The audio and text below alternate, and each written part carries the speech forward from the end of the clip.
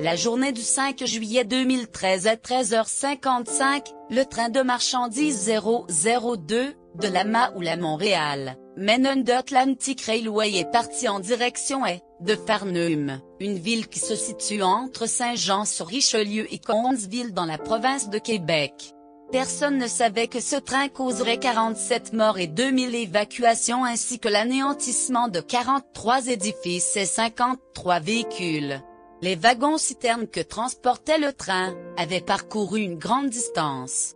Ils sont partis de Newtown qui se trouve au Dakota du Nord, où le CFCP, chemin de fer canadien Pacifique, les ont pris et les ont accouplés sur un de leurs trains.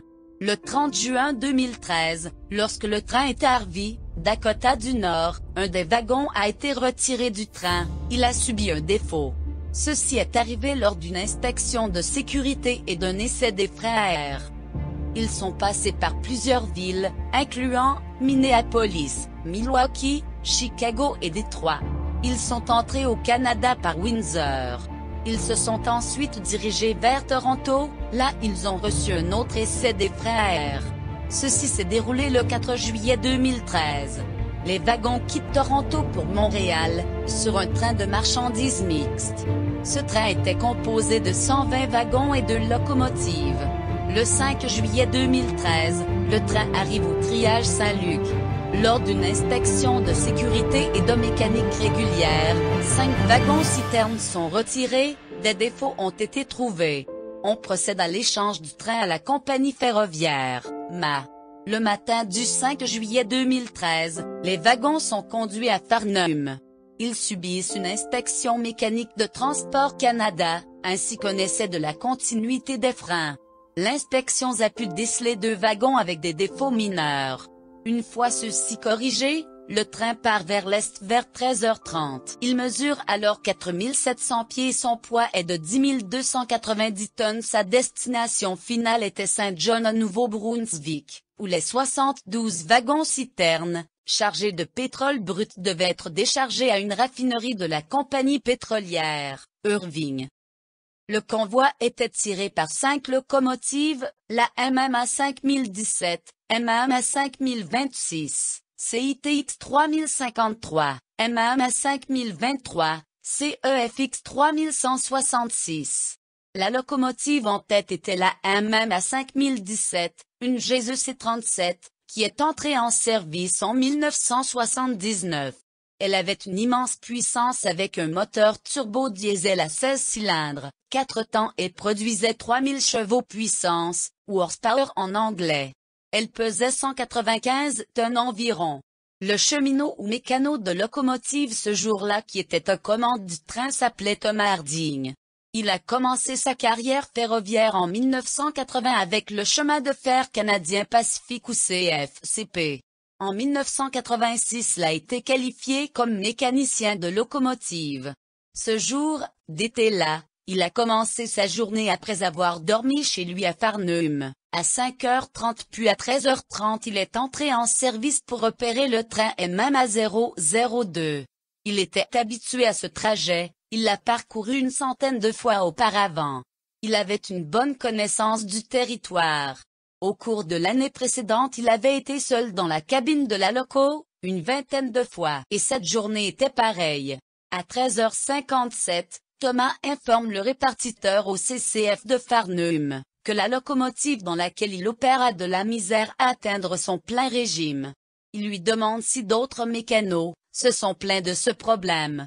Plus tard à 14h56, il rapporte que la locomotive est en train de perdre de la vitesse. Il explique au répartiteur que cela a un impact sur les autres locomotives. Plusieurs heures plus tard, à 20h environ, Thomas appelle le CCF de Bangor-Roman et leur explique ses problèmes reliés à la locomotive. À 22h49, le train 002 arrive à Nantes. Thomas applique les freins à air automatiques, il serre aussi les freins indépendants et applique les freins à main sur le train. Et ensuite coupe le moteur sur les 4 autres locomotives derrière celle de tête. Il retourne dans la cabine de la loco de tête, où il procède à desserrer les freins à air automatiques. Mais les freins indépendants restent serrés. L'essai d'efficacité des freins à main est alors effectué. Cependant les freins indépendants n'étaient pas desserrés par Thomas. Quelques minutes plus tard à 23h40, un signal d'urgence entre au service de 911 à Nantes. Quelqu'un rapporte un incendie à bord d'un train. Les services d'incendie sont rapidement déployés sur le site. La SQ, Sûreté du Québec est aussi envoyée. Ils informent aussi le CCF de Farnham de l'incendie. Ceux-ci disent aux policiers que le train contient des wagons remplis de pétrole brut à 23h50. 2 minutes plus tard, le CCF contacte le gestionnaire d'exploitation de MMA. Il lui explique la situation. Il décide alors de contacter un ancien mécano de locomotive, qui est aussi mécanicien. Ils essaient de le contacter 2 fois mais sans succès. À 23h55, la SQ appelle le CCF pour leur confirmer que la locomotive est en feu, et que les pompiers sont sur place. Après avoir éteint le brasier à 23h58, les pompiers coupent le moteur de la locomotive, la MA 5017, à l'aide du coupe-carburant d'urgence. Ils ouvrent aussi les disjoncteurs du panneau électrique. On remarque aussi un résidu huileux sur le sol. À 23h59, une demande des pompiers de Nantes arrive au gestionnaire de voies de la région de Lac-Mégantic. Ils veulent qu'un technicien de locomotive soit rapidement envoyé à Nantes. Le gestionnaire de voies contacte le CCF de Farnham. Il lui explique que les pompiers ont maîtrisé le feu, et que le moteur de la loco de tête a été arrêté. Il ajoute que l'employé qu'ils ont essayé de contacter était en congé. Le gestionnaire de voies a donc demandé que le chef garde de voies de la MMA soit envoyé sur les lieux de l'incident. Le CCF de Farnham contacte Thomas à minuit le 6 juillet 2013. Il lui demande quelle locomotive il a laissé marcher. Il lui dit à propos de l'incendie, qu'il disait avoir été mineur. Thomas lui dit que la loco de tête, la MMA 5017 avait été la seule unité à avoir son moteur en fonction. Il demande au répartiteur s'il devait se rendre sur les lieux, pour faire rouler une autre loco.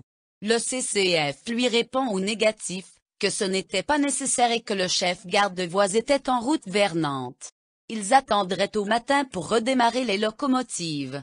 Le CCF de Farnham contacte le CCF de Bangor-Romaine pour leur dire ce qui s'est produit. Ils décident alors de procéder au retirement de la locomotive 5017, le lendemain matin. La SQ contacte le CCF de Farnham à minuit 18, pour leur dire que les pompiers ont maîtrisé l'incendie. Le feu a commencé dans la cheminée. Ils ont utilisé le coupe-carburant d'urgence pour couper le moteur. Le répartiteur de Farnham a mentionné que d'habitude le moteur n'est jamais coupé, ceci en raison du circuit des freins à air. Les policiers disent que la locomotive a été endommagée par le brasier. Quelques instants plus tard à minuit 23, le gestionnaire de l'exploitation appelle le CCF de Farnham, voulant savoir plus sur la situation et pourquoi Thomas avait laissé la locomotive en marche. Le CCF répondit qu'il l'avait laissé de la sorte pour éviter de faire le test obligatoire de frein. Ce test est exigé par le département du transport des États-Unis. À minuit 35, après avoir discuté avec les pompiers et avoir constaté que l'incendie était bien maîtrisé, le CCF de Farnham dit de laisser tout comme il soit, et de partir. Environ 10 minutes plus tard, le train MMA 002 commence à rouler car les freins lâchent faute de courant à la locomotive. À 1h14 il filait à une vitesse folle de 50 000 à l'heure, soit 80 km/h. 1 minute plus tard c'est le cauchemar. Le train déraille au point milliard 0.23 de la subdivision Sherbrooke. Le pétrole se déverse et un incendie massif se produit dans la petite ville de Lac-Mégantic, où tout le monde se connaît. Plusieurs faisaient la fête au Barnum et le Musicafé. À 1h17 le service 911 reçoit l'appel choc, un train en flammes dans le centre-ville.